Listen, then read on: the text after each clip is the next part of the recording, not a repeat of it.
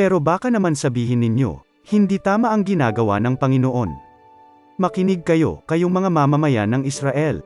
Ang ginagawa ko ba ang hindi tama o ang ginagawa ninyo ang hindi tama? Kapag ang taong matuwid ay tumigil sa paggawa ng matuwid at magpakasama, mamamatay siya dahil sa kanyang kasalanan. Pero kung ang taong masama ay tumigil sa paggawa ng masama at gumawa ng matuwid at tama, mailigtas niya ang buhay niya. Dahil inamin niya ang kasalanan niya at pinagsisihan ito, hindi siya mamamatay at patuloy na mabubuhay. Paliwanag, sa mga talata na ito, si Propetang Ezekiel ay nagpapaliwanag ng prinsipyo ng personal na pananagot at katwiran ng Diyos. Ipinapakita niya na ang Diyos ay hindi nagbibigay ng katwiran sa mga masamang gawa o pag-uugali ng isang tao.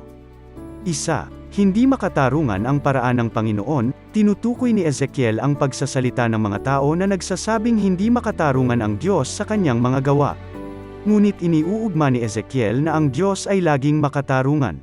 2. Pagbabalik loob. Sinasabi ni Ezekiel na kung ang isang masamang tao ay magbabalik sa Diyos, iiwasan ang mga kasalanan, at magbabago, siya ay mabubuhay. Ipinapakita nito ang prinsipyo ng kapatawaran at pagkakataon na magbagong buhay. 3. Paglalakad sa masamang landas. Sa kabilang banda, kung ang isang tao na dating matuwid ay maglalakad na sa masamang landas at gagawa ng mga kasamaan, siya ay mamamatay dahil sa kanyang mga kasalanan. Ipinapakita nito ang responsibilidad ng bawat isa na panatilihin ang katwiran at itaguyod ang kabutihan sa kanilang mga gawa. 4. Nag-aalala ba kayo na mawala ako sa inyo? Sa huli, tinatanong ni Ezekiel ang mga tao kung sila ba ay nag-aalala na mawalan ng Diyos sa kanilang buhay dahil sa kanilang sariling mga gawa. Ipinapakita nito ang kahalagahan ng personal na pananagot at pagtutok sa tamang landas. Sa kabuuan, ang mga talatang ito ay nagpapakita ng prinsipyong ang Diyos ay makatarungan at nagbibigay ng pagkakataon sa tao na magbago at mamuhay ayon sa kanyang katwiran.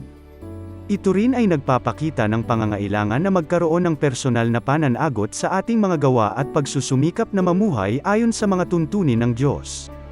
Maraming salamat po. Naway kahabagan tayo ng Diyos at pagpalain kailanman.